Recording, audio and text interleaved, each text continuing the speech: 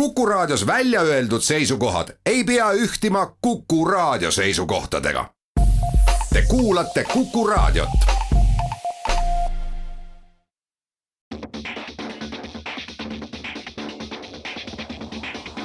Autotund. See on saade sulle, kui sul pole päris ükskõik, millise autoga sa sõidad. Tere tulemast, Autotund taas eetris, stuudios on Tarmo Tähepõld ja Martin Mets Geeniuse autoportaalist.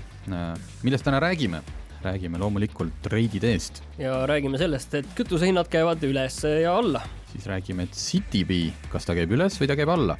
Ja mis värk on nende uute refi märgistustega, mis on nüüd kohustuslikud, et mina tahaks nüüd teada? Tegin kõne, saad teada. Elektrilevi ja Elmo erastamisega on väike jama. Ja siis tuli müügil auto, millele saad osta juurde elektrilise mootori heli 137 euro eest. Ja siis tuli üks auto, mida sa ei saa isegi 1 000 000 euro eest ilmselt. Ilmselt varsti saad muidugi. Ja proovisõidu osas on meil täna üllatus väga palju elektriauto kogemust. Me räägime pigem elektriautoga sõitmisest, kui et nendest autodest. Nii, Martin, sina tulid hommikul, lõid jalaga ukse lahti, ütlesid märgilist sõnad, et lumi on maas. Ja ma just tahaks sellest rääkida, et võib-olla see on nüüd natuke ebapopulaarne seisukoht, aga nädalavahetusel tuli lumi maha ja kõigil oli lõbu palju ja ma ise lõbutsesin ka. Ja niiviisi tõesti, vaata see on see asi, et kui ikka lumi maha tuleb, siis lumi tuleb alati maha ootamatult ja sõita on teistmoodi. Ja mina ikkagi käisin eile ühe poe parklas tagaosas ja ikka natukene lõbutsesin. Et minu meelest see on nagu asi, mida on hea teha. See on okei. Minu tahaks öelda ka, et see on nagu okei. Sa võid seda öelda, ma olen suga nõus ja me isegi ei hakka sulle vastu vaidlema. See on selle pärast vaata, et ma ei käi terve talv niivist tegemas, aga asi on lihtsalt selles, et sa tuletad korra meelde, kuidas see auto käitub sul, kui ta natukene niiviisi külge ees ära läheb ja et sa saad selle tunde tagasi, et sõidad, oled sõitnud küll võib-olla 15 talve siin, oled sõitnud, aga ikkagi iga kord see on natukene, see oli nüüd niiviisi, see auto läheb niiviisi ära käest, saad selle tunde korra kätte ja sul on endal turvalisem sõit. Ja. Seda teha muidugi niiviisi, et tõesti te olete seal üksi, mitte teiste autode inimeste vahel. Ja see on selline Ameerika do not try this ja see oli tehtud professionaalide poolt. No kas just seda, aga... Ja ma saan sust täiesti aru, sest mul olid nädalavahetusel proovisid auto, millel on see elektrooniline käsipidur, millega ei saa midagi teha ja siis ma sain täna hommikul oma auto kätte. Ja sa vist tulid meie siia tööparklast teisest väravast, aga ütleme, minu parkimisjäljed on ilmselt siiamaani näha. See ei ole mitte see 3 liigutusega parkimine, vaid see on 1 sujuva liigutusega oma parkimiskohale saabumine. Nii, aga meil on siin Tallinnas suured asjad toimunud, meil avati Reidi-tee ja Reidi-teel, ma mõtlesin selle panen ka oma sellesse iga nädala sündmusesse ja siis lähen sujuvalt üle, sest et Reidi-tee on olnud kondiks hambus juba aastaid ja viimase aasta jooksul eriti, sest et paljud ütlevad, et see oli täiesti mittevajalik, paljud, et oleks vastasseis ütlesid, et see oli eluks ülimalt vajalik, linnavalitsus pooldab seda viimast seisukohta. Päris seda ei saa öelda, et me Tallinnas ei peaks enam ühtegi teed ehitama ja sõitma jalgratastega, aga siis see vastasarvamus on lihtsalt see, et see oli ilmselge nagu ülepingutamine, et seal on mingi 8 või 9 ristmikku tuleb ületada näiteks jalakäijal, et ta saaks Kadrioru pargist mere äärde. Ma lihtsalt tuletaks meelde, et see tee, millest me eelmine kord rääkisime, Peterburi maantee, seal ei ole keegi mitte kunagi muretsenud, et kuidas seal mõni inimene saab sealt üle tee ja kõigil on olnud ükskõik. Jah, aga küsimus on selles, et kuhu me tahame areneda. Me oleme olnud suletud merega linn kuni 91. aastani, pluss siis sealt edasi veel, kuniks see kõik sai korda. Nii, aga kas see mere äärnud võeti inimeste käest ära, nad ei saa seal käia? Just, ja kõik... nii, alustame positiivsest. Ma sõitsin seda eile, sõitsin seda täna, seda Reidi-teed. Ja kuna ma olen kogu aeg siin tänu oma tööle keskendunud kogu selle projekti auto poolele ja ma ei ole neid visuaale vaadanud, mis seal ennem siis plaanis on. Ja mere äär on jumala kihvt. Selles mõttes seal on jalakäijate ja jalgratturitele tehtud ju oma eraldise ala. Seal on mingid mänguväljakud vahepeal, kus siis lapsed, kes ei viitsi enam kauem jalutada, saavad natukene ennast tühjaks mürada. Ja ütles ka üks nendest inimestest, kes üldist kogu see Reidi-tee projekti kohta on tal natuke teravam arvamus, võib-olla tuleb ta seda kunagi esitama meile, aga ta ütles, et iseenesest rattasõitjana, kuna ta tuleb sealt Pirita poolt, läks tal elu palju paremaks. Aga kuidas siis selle auto poolega on? No auto poolega on ilmselt natukene vara veel mingit suuri järeldusi teha, aga täna hommikul Postimees käis pildistamas ja olid ummikul ikkagi sinna Michael Parki mälestusmärgini, sest et kuskil seal Russalka juures tekib ikkagi mingi tropp, kuigi suur osa võiks ju minna ära sinna siis uuele reiditeele, või ma ei tea, see ongi küsimus, kui arvan, suur osa? seda asja ei lahenda selle autoteega, seda asja, et sealtpoolt tulevad inimesed, seda saab lahendada ainult väga korraliku ja hea ja mugava ühistranspordiga, et kõik inimesed ei peaks tulema autoga ja kes ei taha sõita selle kohutava ühistranspordiga, mis seal praegu on. Ainus lahendus, seda ei lahenda selle, et ma ütlen, et minu meelest võib sinna 12 rada mingile lõigule ka panna, aga mis see muudab, kui ühel hetkel need rajad kesklinnas peavad paratamatult otsa saama, sa võid natukene seda liiklust siin laiali juhtida sadama poole, kesklinna, see on natukene, et normaalne ühistransport on see, mis selle asja lõpuks ära lahendab. Jah, see on nende vastaste põhiargument ka, et nüüd aga lihtsalt, et kes peab liikuma, siis see mereäärne tee, mis siis Kalamaja ja Kopli suunas läheb, on tõesti suur ja lai ja väga mugav sõita. Nüüd on küsimus, et kes sinna sõidab, et kas Viimsi ja Pirita inimesed lähevad Koplisse tööle, sest et minna saab ainult kuhugi, mis on paremat kätt, sest vasakul on meri. Aga mina olen aru saanud, et see on ikkagi see vastupidi, paremal on meri. See liiklus, mis laeva pealt tuleb või laevale, et laeva pealt suured veokeid saavad minna ilusti, ei pea läbi kesklinna minema. No loodame, et see paraneb. Eks ma ütlengi, et siin on natuke vara veel suuri järeldusi teha, aga avatut on ja minge siis vaadake ja minge jaluta. Mul on, ma arvan, vist mingi 8 aastat olen töötanud siin täpselt siin sadama lähedal ja kui sa üritad autoga ära sõita siit sel hetkel, kui laev tuleb, siis sa võidki olla, et kõik ristmikud on kinni pargitud, et ma arvan, et see on see, mida see lahendab mingil määral. Nii, järgmiseks, eelmine nädal toimus selline huvitav hetk, mida on kindlasti toimunud palju, aga paljud tabasid seal ära, et kui pühapäeval, ehk siis üleeelmine pühapäev oli kütuse hind kukkunud alla 1,3 euro. 1,279 sain mina. Ja sinul olid maatanklates vist jah seal veel. Siis ühtäkki esmaspäev õhtuks oli see hüpanud üle 1,4. 1,429, et see on ikkagi bensiin 95-st räägime praegult. Nii hakkasime siis meie küsima, hakkasid teised küsima. Me nagu rõhusime pigem selle bensiini 95 peale, kuigi siis kütusefirmadelt oli vastuseid ikka igas vastuses oli see, et on mindud üle ikkagi talvisele diislile ja tore, aga see ei selgitanud bensiini hinna tõusu. Aga siis põhiargument, mis ikkagi öeldi, loomulikult käis läbi ka sõnad maksud ja aktsiis on kõrge. See vist ei tohiks mõjutada sellist igapäev. Siin vahepeal pole tõstetud ega langetatud viimase paari nädala jooksul. Aktsiisi just, aga siis kütusefirmade sõnul on mitte, meil ei olnud odav kütus, vaid see oli siis kõik müüsid sisuliselt alla ostuhinna ja tegemist oli sellise konkurentsiga. Tegemist on siis konkurentsihinnaga, mis ei saa lõpmatult niiviisi kesta, mis tuleb, nagu nad ise ütlevad, mitte tõsta, vaid korrigeerida normaaltasemele. Jaa, et kütusehinda kunagi ei tõsteta, seda korrigeeritakse. Korrigeeritakse, jah. Et ehk siis normaalsus on pigem see 1,4 ja see, et oli 1,279 oli ebanormaalsus ja tulenes lihtsalt turuolukorrast. Aga kütusefirmade auks tuleb öelda, et kõik need vastused ennustasid, et nädala jooksul see hakkab jälle langema. Jälle põhjustatud konkurentsist. Ja see pühapäev oli juba 1,31, alla 1,3 ma ei näinud, aga 1,31, 1,32. Just, et ta on ikkagi tulnud sealt siis jälle sinna peaaegu sama alla tagasi, et see on ikka naljakas. Kui nüüd annaks soovitused inimesed, kui vähegi praegult saab, ärge tankige, tehke seda reedel, aga mine tea, võib-olla nad kütusefirmad otsustavad siis selle ratta kuidagi teistpidi käima panna. Korrigeerivad esmaspäeviti allapoole. Just, igatahes selline lugu oli ja kütusefirmad oli põhjendus. Teeme siia ühe väikese pausi ja siis räägime edasi.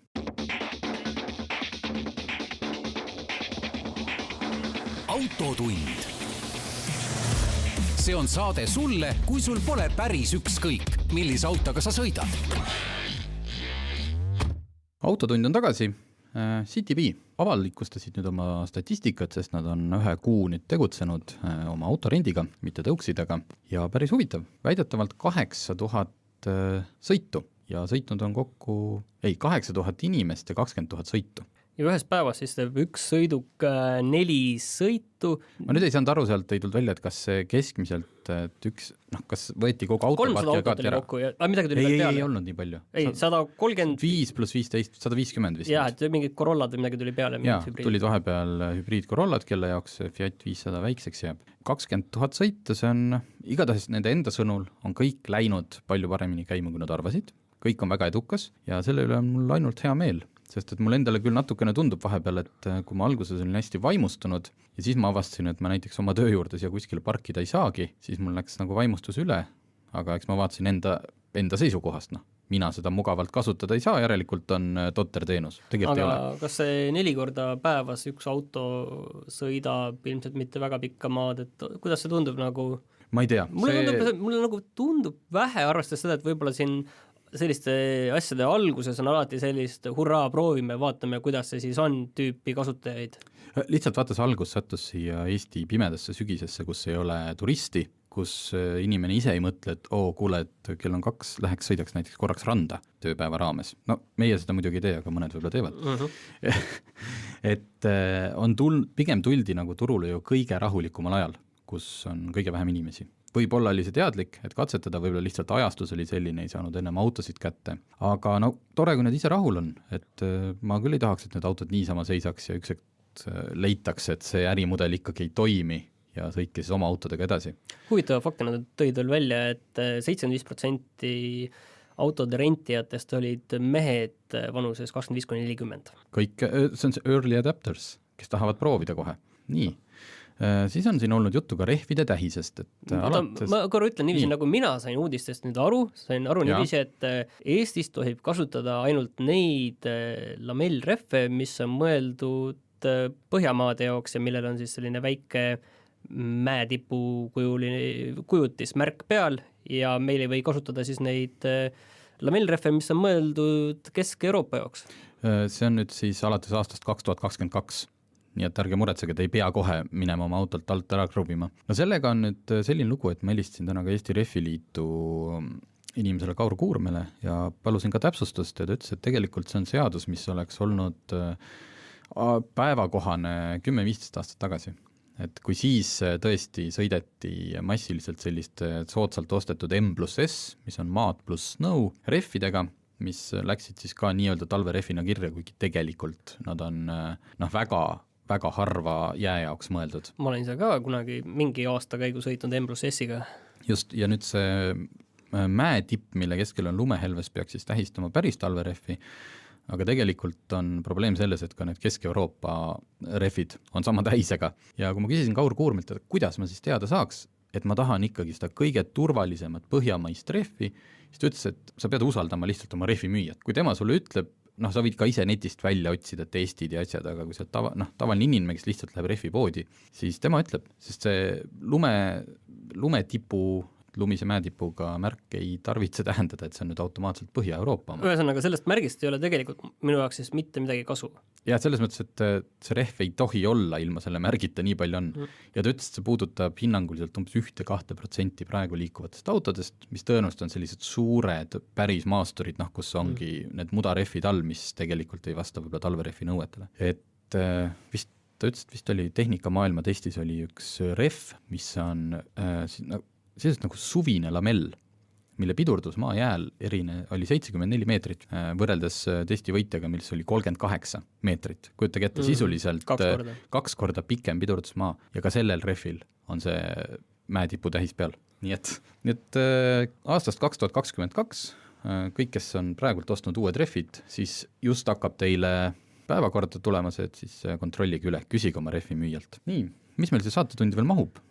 Elektrilevi peab müüma maha Elmo laadimistaristu, ma sain aru. See, mille ta nüüd siin paar kuud tagasi just sai peale 3 kohtuastet õigus osta lukueksperdi asemel. Jah, see probleem on siis selles, et Euroopa Liidus on direktiiv, mis muudab elektrituru seadust, mille Eesti peab ka vastu võtma, ilmselt on räägitud, et järgmisel aastal peab vastu võtma, aga see põhimõtteliselt tähendab seda, et jaotusvõrgu ettevõtted ei tohi omada, arendada, hallata ja kõike seda käitada selliseid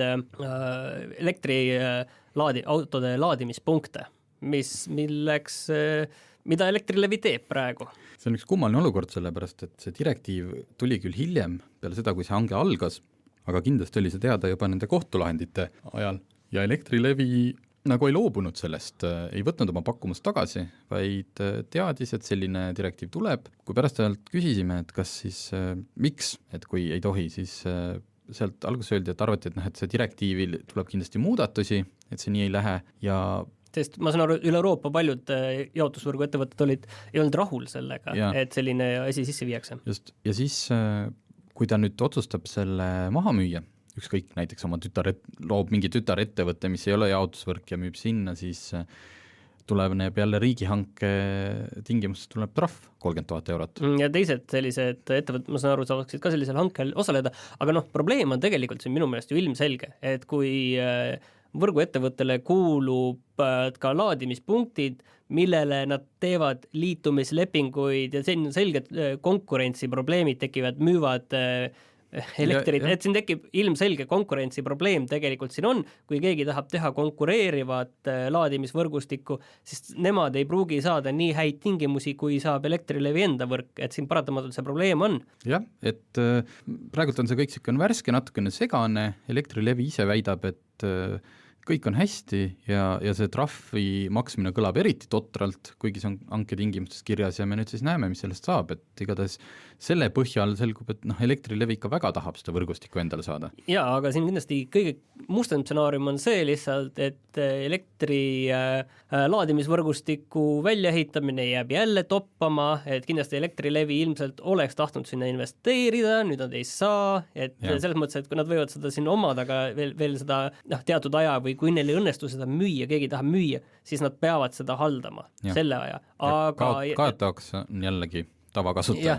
Aga kaotavad tegelikult elektriautode omanikud või potentsiaalsed ostjad on need, kes kaotavad. Ja kes tahab saada potentsiaalselt elektriauto omanikuks või isegi mitte, vaid päriselt, siis on tulnud ostma saab hakata Volkswagen e-appi, mis on siis väike linnaauto, elektriline, enne kui tuleb ID3, Volkswageni natuke suurem elektriauto ja kuigi Volkswagen oma pressiteates entusiastlikult ütles, et 20 000 eurone elektriauto, siis me peaks siiski parandama, et kodulehel on küll hind 22 780, baasversioonil, mis on sisuliselt ikka 23 000 ja kui me nüüd vaatasime lisavarustuse nimekirja, siis oli see päris huvitav, seal oli see masin, mis teeb auto häält. See peaks olema ju kohustuslik. Just, et minu teada ka, et Euroopa Liit nõuab, et elektriautod peavad mingit häält tegema, et siis kuidas ta saab lisavarustuses olla? Kohustuslikud asjad võiksid ikkagi olla baasvarustuses. Okei, aga kui me nüüd siin natuke õelad ära olime, siis tegelikult elektriauto, mille sõiduulatus on 260 kilomeetrit, ehk siis see vana hea Tartusse saab küll tingimus 23 000 euroga. Jah, see on väike linnaauto, seal on küll tagaiste olemas, sinna mahub, aga mäletan, kui e-app tuli, siis ta sellega kindlasti Tartusse ei saanud. Ja ta maksis minu arust kindlasti üle 30 000 euro. Ta vist päriselt nõksa vist oli alla, et ta on alati toona oli see, et oli see toetus. Toetus. Siis sai toetust, et sellepärast keegi mäleta enam täpselt neid hindu. Aga 23 000 eurot suhteliselt selline askeetlik, loomulikult turvavarustus, kõik selline on olemas ja ta ei ole nagu mingi rollerauto.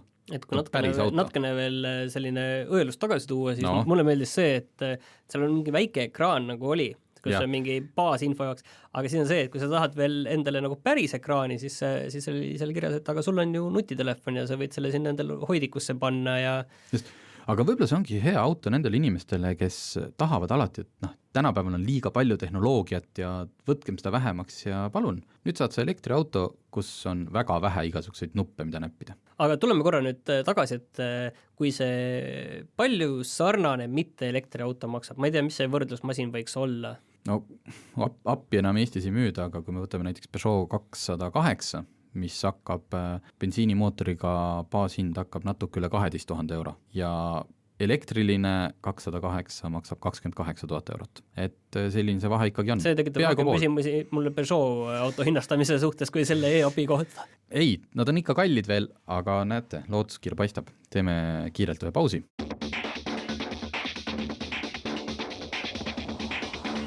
Autotund. See on saade sulle, kui sul pole päris ükskõik, millise autoga sa sõidad. autotund on tagasi ja meil jäi üks väike uudisnupp eelmise ploki lõpust rääkimata. See puudutab seda autot, mida te osta ei saa. Tähendab, te kõik saate ja tuhanded eestlased koostavad, on üks Eesti müüdumaid autosid, see on Dacia Duster. Ma ütlen, olen proovinud maasturina ja sellise lihtsa hea autona on ta tõesti hea, aga nüüd kinkis Dacia ühe erilise Dusteri Paavstile. Palju Paavstil neid autosid juba on? Tal kõik kingid, ma olen neid mingi sportautosid, superautosid. Jaa, tal on kunagi kingitud Ferrari Enzo, mis müüdi oksjonil maha, siis talle kingiti hiljuti Lamborghini Huracan, mis müüdi ka oksjonil maha, nii et autofirmad kingivad põhimõtteliselt nagu lasevad Paavstil ära õnnistada ja siis saab selle hea hinnaga maha müüa hea tegevuseks muidugi. Dacia Duster, ma ei tea, kas see ka kunagi hea tegevuseks läheb, igatahes on ta selline tüüpiline Paavsti auto, et ikkagi see klaaskuubik on seal katusel, kust Paavst saab välja vaadata, taga on see üks mugav iste ja kõik on natukene autot madalamaks lastud, mis kaotab küll maastiku võimekuses, küll aga on Paavstil lihtsam sisse ronida. Võt, et nüüd te teate, et Paavst ei ole ainult Lamborghinide ja Ferraridega, vaid tal on nüüd ka Dacia Duster. Nii, kuidagi tundub, et see oleks meil natuke siuke nagu elektriauto tund, aga mis teha? Tõesti, see nädal, arvestades seda, kui palju me ise räägime elektriautodest ja kui palju seda fooni üleval on, siis ma avastasin, et ma tegelikult ei ole niimoodi päriselt elektriautoga ise ringi sõitnud. No sellist, nagu ütleme, sõiduproovi teinud, et ma olen kõikide nendega sõita saanud, aga mitte nagu igapäevaselt elanud. Mul on ka see asi, et ma olen nagu nendega sõitnud, aga seda, et okei, ma nüüd siin edasi-tagasi laen, edasi-tagasi, kuidas see nagu sellesse rütmi kõik sobib?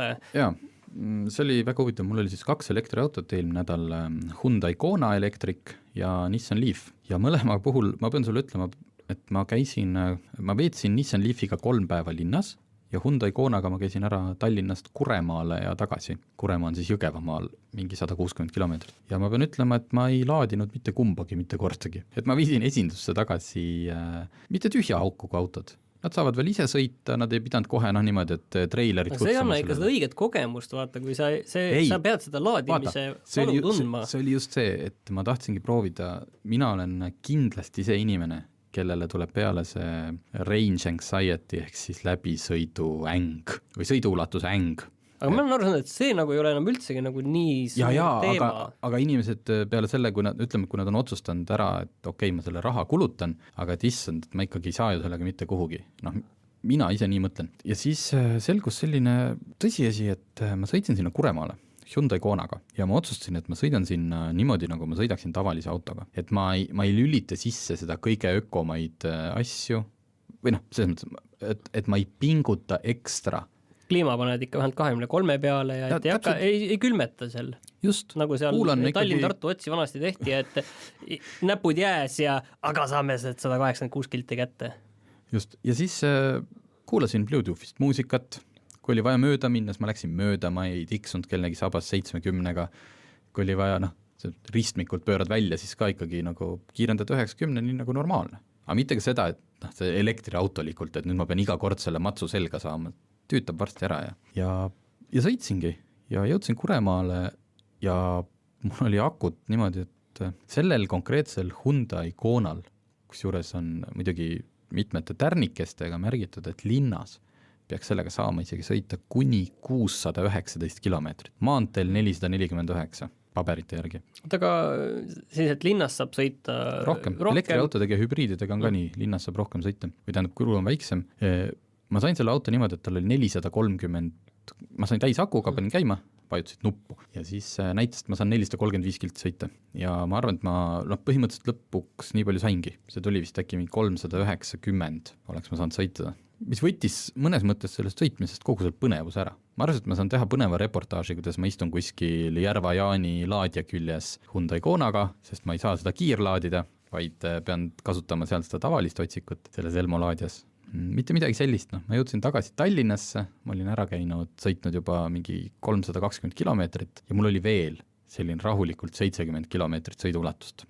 Ajasin linnas asju, mõtlesin, kas ma lähen õhtul kuskil laadima seda, aga miks? See on umbes sama, et see, et sa lähed nüüd sõitma ja sul on paak täis bensiini ja sõidad ära ja sa nagu ei peaks ostma ega muretsema bensiini pärast, on ju. Et sa ei saanud seda valu tunda, et sa oled minema bensiiniga ostma. Ei saanud jah, elektriauto valu on pigem see, et kui sa selle laadja juurde jõuad, et Tallinnas on ju meil praegult avalikke laadjaid 3 tähendab, üks on Jüris, ABB, nüüd üks on Alexelas, Peterburi teel ja üks on top-auto Hyundai, et pigem on valu see, et kui sa lähed sinna, sa avastad, et seal juba 2 tükki ootavad järjekorras. Ma tahan öelda, et valu on see, et sa näitasid mulle sõrmede peal numbrid 3, on ju, et see on nagu valu.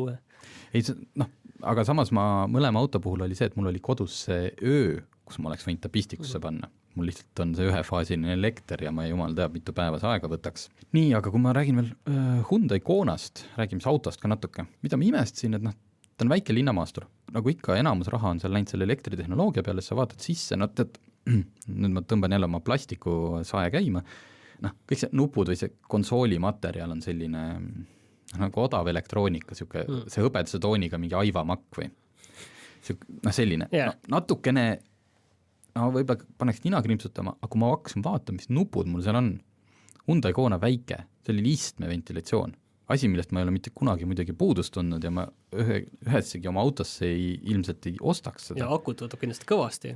Eks ole, elektriauto. Istmesoojendus nagunii, ventilatsioon, püsikiirushoidjad, adaptiivsed reahoidikud, seal oli sisuliselt kõik, isegi istmed olid elektriga, kõik asjad olid sees, mis sa vähegi nagu autot ostes arvad, mis et võiks olla. Mis see Kona hind on? Selle konkreetse ma küsisin pärast, hind oli 45 000 eurot. Selles mõttes ta on nagu oma kooste või nii-öelda sisu kvaliteedilt ei anna kindlasti päris seda sihukest Volkswageni või isegi Škoda mõõtu välja, just need materjalid. Aga hinna poolest on juba peaaegu luksusauto igal juhul. Ei, nad ongi tavaline selline tippvarustuses Octavia või Superb, ta lihtsalt palju väiksem. Et kui ma tahtsin lihtsalt jõuda selleni, et 45 000 eurot on loomulikult väga suur hulk raha, mida ühe väikse auto eest välja käia, aga selle raha eest ei ole, et lihtsalt on elekter ja nagu me sellest e-apist rääkisime ja sa pead ostma omale uue telefoni, et sul oleks suur ekraan, vaid selle raha eest oli seal ka kõik sees. Tagaistmel oli ruumi ka kusjuures, ei olnud niimoodi, et sa ei saa nagu suuri inimesi vedada. Nii et olin meeldivalt üllatunud. Nii, kas sul oli küsimus? Tahtsin küsida, palju see Hyundai hinnad algavad, kus kohast? 40 000, 41 000 on. Okay. Ja nad on kõik selle 64 kilovatt. Okay, ma lootsin, et kuskil 35 pealt hakkavad, ma lootsin. Ei, ta hakkab jah natuke kõrgemalt. Võt. Aga teeme väikse pausi ja siis räägime ka sellest teisest elektriautost.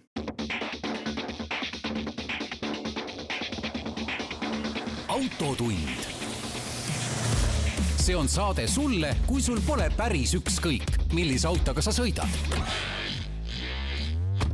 Teiseks elektriautoks oli siis kuulus Nissan Leaf, see sisuliselt kõige esimene päris elektriauto. See on paljude jaoks ongi elektriauto sünonüümiks. Absoluutselt, kõik on sõitnud, kui inimesed on üldse elektriautoga kas kaasa sõitnud või roolis, siis on see ilmselt Nissan Leaf, sellepärast et taksod on ju Nissan Leafid paljud. Ta ei ole kõige uuem auto, ta on juba päris paar aastat on olnud turul ja ühesõnaga autona ta on natuke suurem, mulle jättis suurema mulje vähemalt välismõõtudelt kui Kona. Ma ei ole neid millimeetri pealt paika pannud. Ta on väiksema akumahutavusega versioon oli minul, sest et teda saab 40 kilovatt-tundi ja 60 kilovatt-tundi. Ja kui ma selle auto siis sain täisakuga ja käima panin, siis näitas mulle, et ma saan 300 kilomeetrit sõita. Aga temaga oli mul põhimõtteliselt plaanis ainult sisuliselt reede hommikust kuni esmaspäeva hommikuni ajada oma linnas oma asju. Asju oli mul palju ajada, ma kohe teadsin, et mul tuleb sõitmist, ma pidin mitu korda Jüris käima mingid asju vedamas. Kõigepealt tahaks natuke, mis oli seal Hyundail, et kui sa paned selle kõik, võrdlemise ökosse režiimis on see, et kui sa lased gaasipedaali lahti, siis ta kohe pidurdab nagu. Teeb seda rekuperatsiooni, ehk siis toodab energiat pidurduse pealt. Nissanil on lisaks veel selline nupp nagu e-pedal, e-pedaal, et siis ta pidurdab eriti järsult seda mootoriga ja ma lülitasin selle varsti välja, sest mul läks süda pahaks. See on see, et nii kui sa gaasipedaali üles lähed, nii sa nõksud niimoodi ettepoole, kogu aeg jõnksutad. Et see on kindlasti kõige ökom viis või kõige elektrisäästlikum, aga jube tüütu oli. Nii et ma lülitasin selle välja. Ja igapäevaselt hästi kihvt on, eriti kui sa sõitsid sõitsin selle e-pedaliga. Et Lasnamäelt võtad auto, sul on 301 näitab sõiduulatus, sõidad mööda Laagna teed, sõidad sealt läbi kesklinna, jõuad Kalamaia ja sul on 300 kilomeetrit sõiduulatust. Et see pikk sõit võttis ühe kilomeetri maha just selle pealt, et ta ise laadis ennast aeg-ajalt. Nii, aga selle hinnad siis, ma saan aru, algavad 35 000 umbes. Just. no siis tuleb hakata, minul oli ka nagu ikka proovisõiduautod suhteliselt täisvarustus. Istmesoojendused, adaptiivsed püsikiireshoidjad, kõik olid peal. Et see on võib-olla üks suurimaid probleeme, mis on minu meelest nendel autoajakirjanikel on see, et neile antakse proovimiseks need pluss 10, pluss 15 000 eurot versioonid. Neile mulje, et wow, nendel autodel on kõik ju peal ja see on küll nii tore, nagu sellest Hyundai Kona kohta rääkisid. Ja siis tulevad tavalised inimesed autot ostma, võtavad baasmudeli hinna, vaatavad, okei, ma mõtlesin, et see, ja siis nad panevad siin paar tuhat nõks siit peale.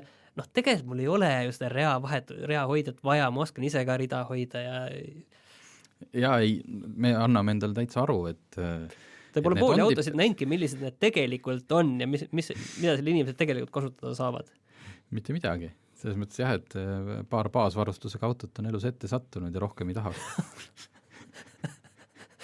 väga eluvõõras, ma julgen öelda. Ei no, selles mõttes, kui inimene on sellega harjunud, noh siis mis teha, aga lihtsalt see pärast maksab kätte ilmselt, kui sa tahad seda edasi müüa kellegile, siis seda leida teist endasugust, kellele see lõputu askeetlikkus naudingut pakub, on päris raske. Aga Nissan Leaf, nüüd ma olen natuke hädas, et mis tõst edasi rääkida, sellepärast, et ta oli tavaline auto. Ei, ma saan aru tegelikult elektriauto kohta selline parim tunnustus on see, et see oli nagu tavaline auto, et see on mõnes mõttes nagu parim tunnustus, mis sa võid ongi, nagu öelda. Sa unustad ära, et sa sõidad elektriauto, kui sa just ei liiga hoogsalt gaasipedaalid alla, sest et siis on, nad ikkagi hüppavad, isegi kui nad on tavalised, need tänavaautod, mitte mingid Teslad, siis nad ikkagi hüppavad parasjagu hoogsalt edasi, sa võid kellegile selga niimoodi hüppata, ristmikult liiga hoogsalt minnes. Mis Nissani puhul ka natukene, võib-olla see, et ta on ikkagi mõned aastad vana mudel, oli see, et samamoodi nagu Hyundais natukene on sealt ikkagi ilmselt kokku hoitud. Ma pole ammu tegelikult ühegi uue Nissaniga, seda uut Nissan Juke'i tahaks proovida. Et see ekraanigraafika näiteks on selline, et sa saad aru, et see on kõrgtehnoloogiline auto, mis peaks olema ju tulevik, aga see ekraan on natuke selline, et selle võtsime küll minevikust. No aga see on enamikel autodel on see probleem tegelikult, et võiks jõuda ikka sinna, et need need paneelid on välja vahetatavad, et sa saad neid upgrade'ida ise niiviisi mugavalt, et lähed esindusse ja ütled, et ma võtaks nüüd selle 2019 kasutajaliidese. Just.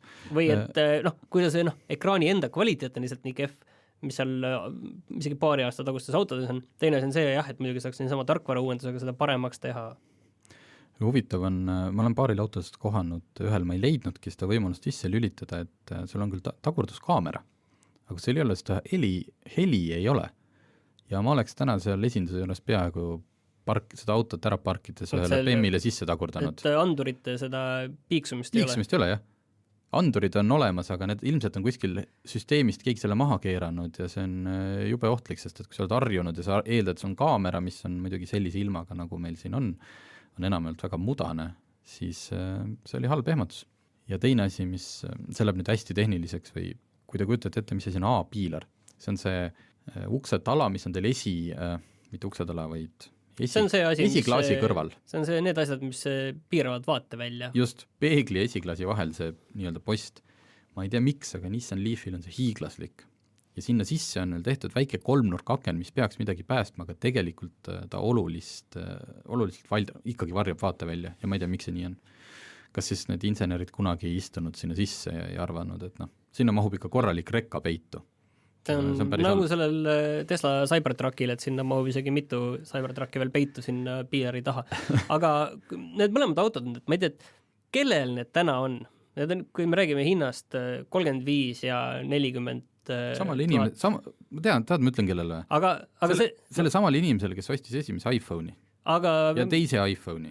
Aga siin kohe tulevad ju veel palju paremad ja absoluutselt, ja siis me hakkasime kõik Android ostma. Jaa, aga hinnad lähevad ju kohe alla. Me teame, et hinnad lähevad madalamaks, autod lähevad paremaks. Kas tasuks täna osta 35 või 45 000 eest autot, mille väärtus ilmselt väga hästi ei pea, sest lihtsalt nii palju paremad odavamad tulevad peale? Ja kaua sa oodata oskad, ega kõik, kes elektriautosid tahavad ja nende kursis on, teavad täpselt, mis ja millal on turule tulemas ja mis hinnaga. Ma ei tea, ma ei oska sellist ostuotsust anda, et see on nagu see on automaailm on läinud üle selliseks tehnoloogia maailmaks, et julged ostavad ja ei loe raha ja lihtsalt teevad selle pärast, et nad tahavad kohe selle elektriautoga sõita. Üks asi, tuli meelde, mis ma tahtsin rääkida. Miks ostetakse elektriautot või alati on see argument? Bussirajad. See oli ikka see, mis ma selle 4 päeva jooksul kogesin, oli ma unustasin ära, et ma võin sõita bussirajal ja avastasin mingi hetk, et ma tiksun siin. Aga teine oli see, et tundub, et see bussirada on nagu äge, isegi ta ei ole vist sealt Piritalt tulles, sa jääd kogu aeg bussi taha ju, kui ei ole seda bussitaskut. Sest muidu sa Pirita tuled 70-ga, et siis... Sa tuled sealt alguses ükskõik kus linnas selle bussiraja peal jupe tuusalt teistelt mööda, eks ju, natuke tunned ennast hästi ka, võib-olla viskad isegi pilgu vasakule, et näete, mina siin sõidan oma elektriautoga. Tunnelis oled seal vist või? Et sa ei saa välja sealt... Ei, Pirita sellele ei saa, aga üldiselt teistes kohtades saad. Ja siis sa avastad, et nüüd buss on sinu ees, ta peatub ja ei ole see taskuga peatus, vaid on tavaline. Ja siis, see on see, et kas ma siis... Ega sind keegi ei taha väga vahele ka lasta, pagana elektriauto mees, et istu siis. Ja siis istud selle bussi taga. Ootad, inimesed lähevad peale, siis sõidate koos edasi.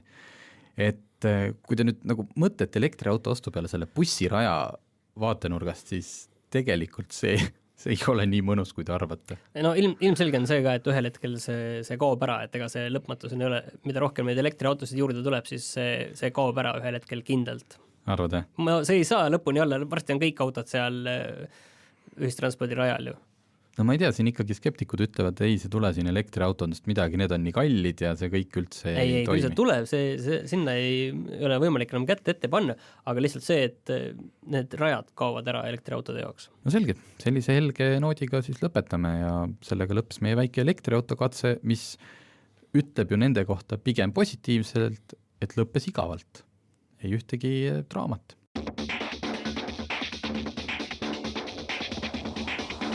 Autotund. See on saade sulle, kui sul pole päris ükskõik, millise autoga sa sõidad.